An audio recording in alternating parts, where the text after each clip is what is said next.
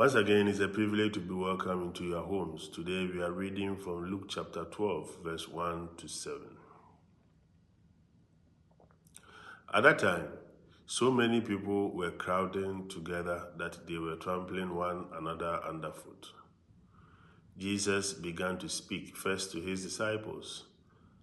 Beware of the leaven, that is the hypocrisy of the Pharisees. There's nothing concealed that will not be revealed, nor secret that will not be known. Therefore, whatever you have said in the darkness will be heard in the light, and whatever you have whispered behind closed doors will be proclaimed on the housetops. I tell you, my friends, do not be afraid of those who kill the body, but after that can do no more.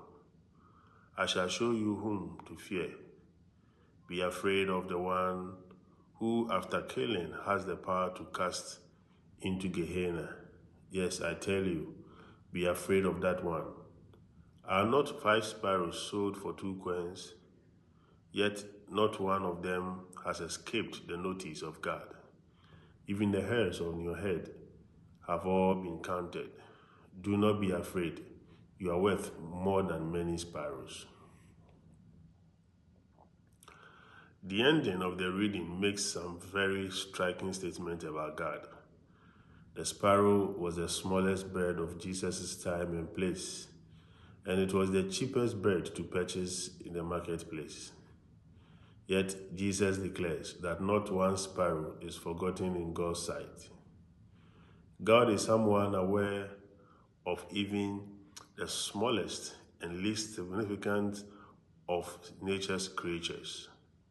Jesus' real focus, however, is not so much on sparrows, but on his disciples, men and women like you and me. He argues that if the humble sparrow is known to God and cared for by God, how much more are we known to and cared for by God, as we are each worth more than hundreds of sparrows.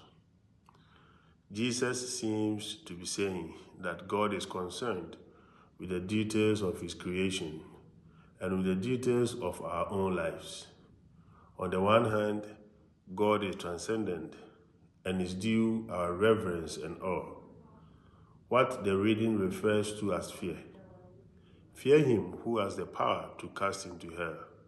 Yet, on the other hand, God is profoundly close to us and has a personal involvement in all our lives and in the details of our lives.